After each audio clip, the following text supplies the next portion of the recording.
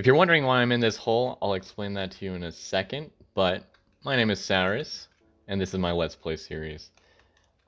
Today, I was planning on building a real simple iron farm. It's like super easy to build. I got the design from this person. I'll have them linked in the top right, or I'll also put them in the description in case you can't use that link. But it's a really simple design. All I have to do is put 3 beds facing that way specifically. It's a 7x6 hole, 2 down. Easy stuff. 2 slabs right there, there. Trapdoor like that.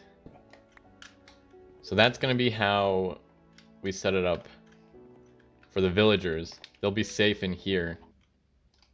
It gives direct view to the zombie that's gonna be trapped here. I will probably get a name tag for him because I doubt I'll find a zombie who can pick up blocks. So basically that's all we have to do for that. I did throw those guys a couple bits of food, so hopefully they've been pumping out babies while I was digging that hole out. We got the perfect amount, actually. We need 3 villagers for this. I don't know if it has to be 3, but it's better to have 3, I guess. There's 3 beds, so might as well. So this is going to be the item collection area. And for that, I want... Oh, I'm going to have to go get some iron, so I'll be right back in a second. Okay, so since we're at the house and I can just do this right now, I'm going to craft up, I think, 4 hoppers, and then we'll keep 2 chests on us. The rest of these chests can go back into the storage. Now, real quick, I did make sure to grab my extra bucket. So I don't need 2 buckets of lava for this. I could get away with just 1, but it looks better if I have 2 of them. It's not flowing lava. That's the only reason I'm doing this. If you were to recreate this, you don't have to. I'm gonna put you there and you there, and then that like that. Now we can hop out. So everything's gonna flow into this double chest. Now we can work on putting in the thing that's gonna end end those golems. So you put a sign there, and then a sign here, 2 signs down at the bottom, 2 more signs on those signs, and then you put 2 more signs on top of those signs. Now I'm not gonna put in the lava just yet because we still haven't gotten our villagers into there, and I don't want to risk them just wandering into it somehow. Alright, hopefully this doesn't go wrong. I'm gonna put you there. I had a feeling it was gonna be this one because he's the biggest out of all of them. He's got the largest hitbox. Now we can just push him along. Perfect. So we got this one in a boat. Now this is something you would probably want to do during the daytime. So we really don't have time for this Minecraft day. But I can just leave him here for a second and get the next one ready. So now that it's morning, we have plenty of time to play around. Alright, NPC number 3. So we just have to wait for nighttime before we can actually break their boats. But in the meantime, we can actually get to cleaning up this mess because we don't actually need this anymore. Alright, one thing I can do while I wait for nighttime is go out 7 blocks away from the hole on each side. I can afford to spend my iron on an iron shovel considering what we're doing right now. Real quick though, I do want to make it so that they can only go in just to prevent any tracking they might do. So the reason we do that is so that it makes it unspawnable for any iron golem. Since path blocks don't count as full blocks, pretty much nothing can spawn on here. There you go. So with that out of the way, we can take down our temporary wall. They're all down there, so that means we can actually cover them up, and that's that. We don't have to worry about the villagers too much anymore. Now, we can also place our lava in. The last thing we can do before we put in our zombie is we can actually get some water. And for this, we just put them in the back 2 corners of the farm. Whoops. So with that, we have most of our iron farm created. The only thing we need to actually successfully build this is a zombie. And I'm going to have to name tag him. And right now I don't actually have access to any name tags, but I do have an idea as to how I could get access to a name tag. And in doing so, I'm probably gonna... Ooh.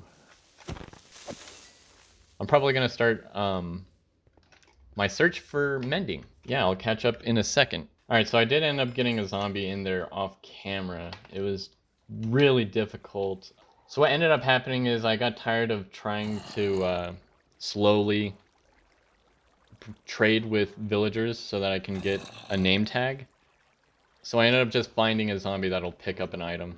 And since it's hard mode, like it's the difficulty level that I'm at in the game is locked on hard. As you can see right here, I can't undo the difficulty. It was pretty easy to come upon a zombie. He was honestly the second zombie I walked up to and dropped an item for. But as you can see, this thing's pretty quick with the raids. Sometimes. Why is he in the wall? Enjoy the view while I AFK.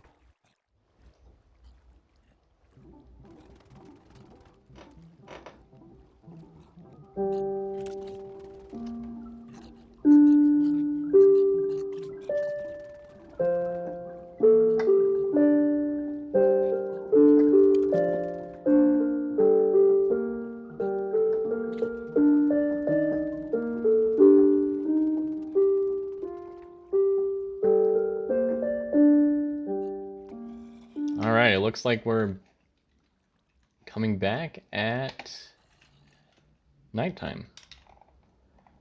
So I will destroy this in a bit, but I'm gonna drop down, see what's going on. Oh, you jerk. Anyways, let's go check on how our iron golem farm did. In our iron golem farm, we have accumulated 2 stacks, and I did see that some zombies and skeletons dropped in here and were fighting the iron golem, which is pretty neat. But yeah, look at all that loot. I'm pretty stoked, honestly. I'm pretty happy. I've only ever made 1 iron golem farm in my entire life, and the last time I did that was back when all it took were some doors. But I do believe that this is where we're gonna have to leave it off at. Bye!